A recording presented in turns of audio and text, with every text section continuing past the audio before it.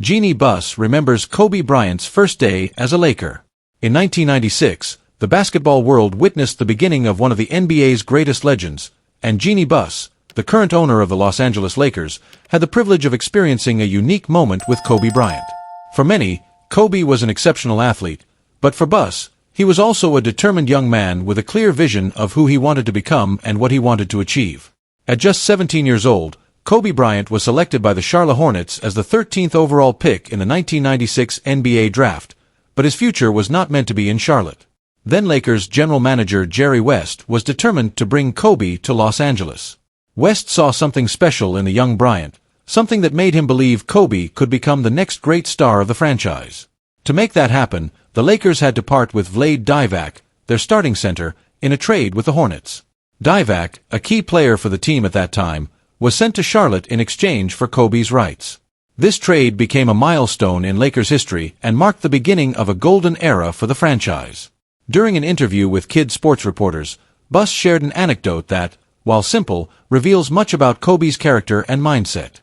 She recalled her first encounter with the young player, a moment that, although it may not have seemed significant at the time, was a small glimpse into the kind of person Kobe would become.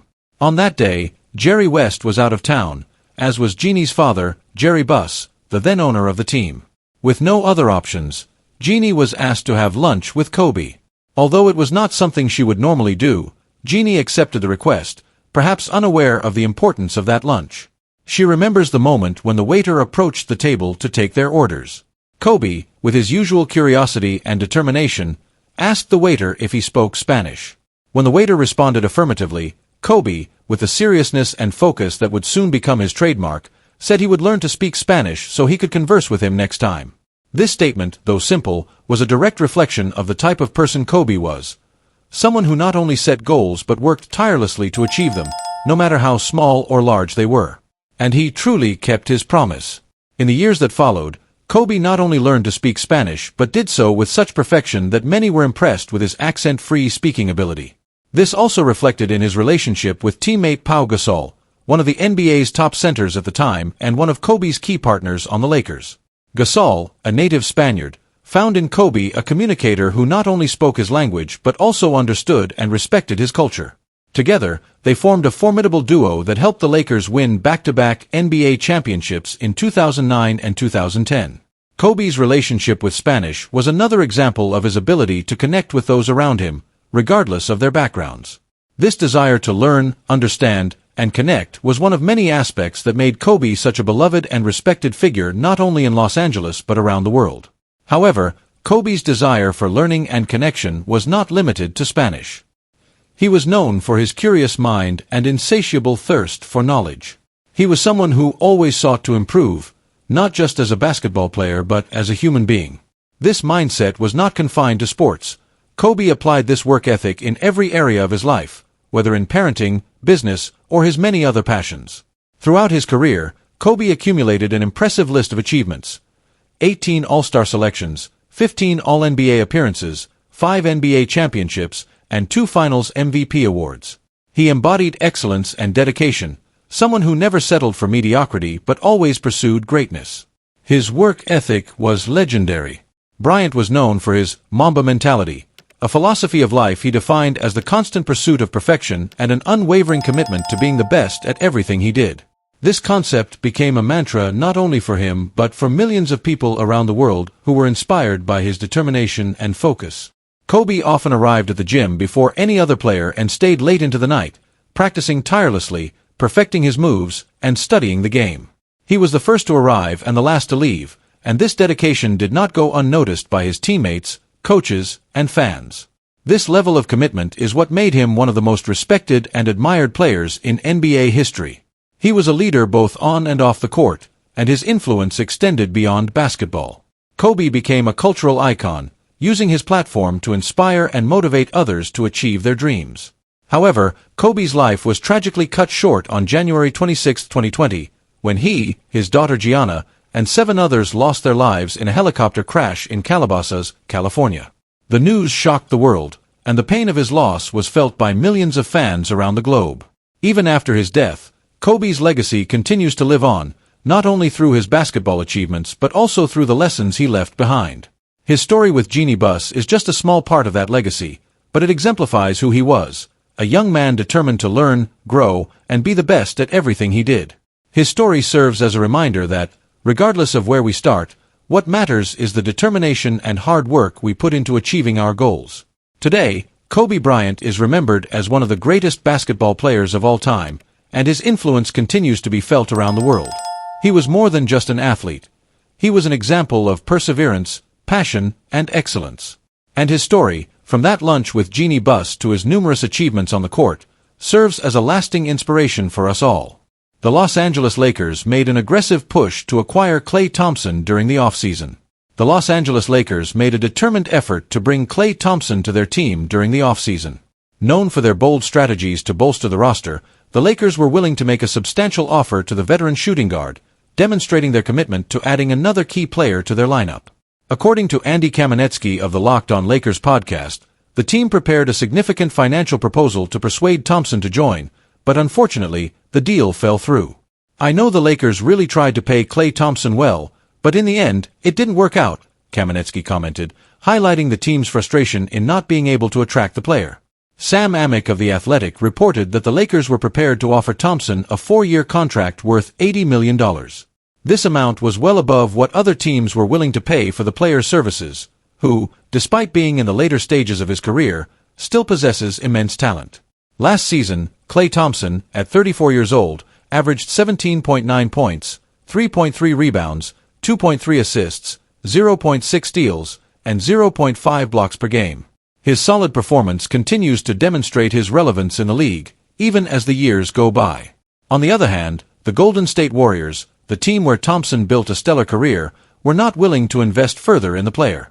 They rejected Thompson's final proposal, which sought a 2-year contract worth $40 million. The Warriors, having already heavily invested in their current roster, showed no interest in bringing back the 5-time All-Star with a contract that would cost them $20 million annually for 2 years.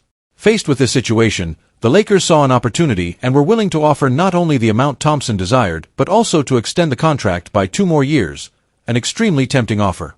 However, even with this generous proposal, Thompson chose a different path. He ultimately signed a 3-year, $50 million deal with the Dallas Mavericks through a sign-and-trade agreement. Thompson's decision to choose the Mavericks over the Lakers was not made lightly. Several factors influenced his choice, as reported by Adrian Wojnarowski, one of the NBA's top insiders. Thompson saw the Mavericks as a greater opportunity to win his 5th NBA title and considered the tax advantages offered by the state of Texas. These favorable conditions made the Mavericks a more attractive option for the veteran, who had accumulated approximately $266 million in salary over his career. Thus, his decision also reflected a desire to maximize his chances of success in the final years of his career, rather than just accumulating more wealth. Moreover, Thompson may have felt that his experience with the Lakers would be quite similar to his time with the Warriors, where he was under constant pressure and scrutiny. In Los Angeles, he could have found himself in the spotlight once again, something he preferred to avoid. With the Mavericks, on the other hand, Thompson could perform his role without the same level of spotlight intensity, which seemed like a welcome change. After the failed attempt to sign Thompson, the Lakers turned their attention to other targets in the free agent market, with DeMar DeRozan being one of the top names on the list. However, according to Kamenetsky, this was also not a viable option. To sign DeRozan, the Lakers would have had to persuade him to accept a significant pay cut, which did not happen. DeRozan, who was seeking a contract that matched his market value, ended up joining the Sacramento Kings in a 3-year deal worth $73.7 million, also through a sign-and-trade. These setbacks in the free agent market highlight the difficulties the Lakers faced during the offseason. With nearly all their attempts to strengthen the roster failing, the team now finds itself in a challenging position. It remains to be seen whether the Lakers will be able to make a significant trade before the start of the 2024-25 season to bolster the team and keep their championship aspirations alive. The name Jeremy Grant, for example, has frequently been mentioned as a potential addition. Grant, known for his versatility and ability on both ends of the court, could be a crucial piece for the Lakers, providing the balance and depth the team needs. If the team can finalize this deal, it could finally take a step forward toward a more competitive campaign next season. In the meantime, Lakers fans remain hopeful, awaiting the management's efforts to turn the situation around and deliver a roster capable of competing at the highest level. The opportunity window for the Lakers is not closed, But time is running out, and the decisions made in the coming weeks will be crucial in determining the team's fate for the upcoming season. The Los Angeles Lakers face a key decision this summer. The Los Angeles Lakers face an important decision this summer. With the offseason underway and the trade market bustling, two names stand out as potential targets for the team: Brandon Ingram and Jeremy Grant. Both have the potential to significantly elevate the Lakers' performance, but the choice between them could determine the team's direction for the upcoming season. Currently, the Lakers' roster for the 2024-25 season is quite similar to the previous season, 2023-24. The team made only two significant changes to their lineup. Rookies Dalton Knecht and Bronny James joined the team, while veteran small forward Taurean Prince and experienced guard Spencer Dinwiddie departed during free agency. This continuity raises the question: what more can the Lakers do to strengthen themselves and compete more effectively next season? After a campaign in which the Lakers finished with a record of 47 wins and 35 losses and were eliminated in the first round of the Western Conference playoffs, it is clear that the team needs to make strategic moves to improve. With two Hall of Fame players, Anthony Davis and LeBron James, who are All-NBA selections, the Lakers have a solid foundation but need additional pieces to maximize their playoff success. Brandon Ingram, a former Laker currently with the New Orleans Pelicans, is one of the most talked-about names in the trade market. Ingram is widely recognized for his offensive versatility and scoring ability. He had a solid 2023-24 season, averaging 20.8 points, 5.7 assists, 5.1 rebounds, 0.8 steals, and 0.6 blocks per game. His shooting stats include a field goal percentage of 49.2%, 35.5% from three-point range, and 80.1% from the free throw line. However, bringing Ingram back to the Lakers could have its complexities. He may not be entirely enthusiastic about returning to the team that traded him to acquire Anthony Davis. Additionally, while Ingram is an excellent scorer, his defensive shortcomings could be an issue, given that defense has been a concern for the Lakers. Ingram was an all-star and is a talented player, but his addition may not solve all of the team's defensive problems. Another important factor to consider is Ingram's contract situation. According to Brian Windhorst of ESPN, Ingram is seeking a contract extension that could reach around $200 million. The Pelicans have shown hesitation in meeting this demand, and negotiations are ongoing. If Ingram does not secure a new deal with the Pelicans, he might be more open to a trade, which could benefit the Lakers. On the other hand, Jeremy Grant, the versatile forward known for his defensive skills and three-point shooting ability, seems to be a more practical option for the Lakers. Grant had a standout season with the Portland Trail Blazers, a team in rebuilding mode. On a team with a 21-61 record, Grant averaged 21.0 points, 3.5 rebounds, 2.8 assists, 0.8 steals, and 0.6 blocks per game. His shooting stats were 45.1% from the field, 40.2% from three-point range, and 81.7% from the free throw line. Grant stands out for his defensive capability and three-point shooting, making him a good fit for the Lakers, especially considering the defensive struggles they faced last season. Although Grant is 30 years old, he remains a highly productive player and could significantly contribute to the team. The main issue for the Lakers will be the cost of acquiring Grant. While he is a good fit, the price for obtaining him could be high, possibly involving the trade of future first-round draft picks, which could be a hurdle for team president Rob Pelinka. Considering the Lakers need to add players who can make an immediate impact, Grant may be the more sensible option. The Lakers face a crucial decision between prioritizing a trade for Brandon Ingram or Jeremy Grant. Ingram offers incredible scoring ability and could add a new offensive dimension to the team, but his defensive weaknesses and potential reluctance to return could be disadvantages. Grant, on the other hand, represents a more logical fit with his defensive skills and three-point shooting, although the cost of acquiring him might be a challenge.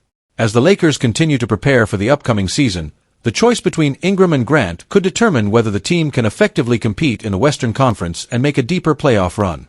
The final decision will have a significant impact on the immediate future of the Lakers and their ability to make the most of Anthony Davis and LeBron James' talent.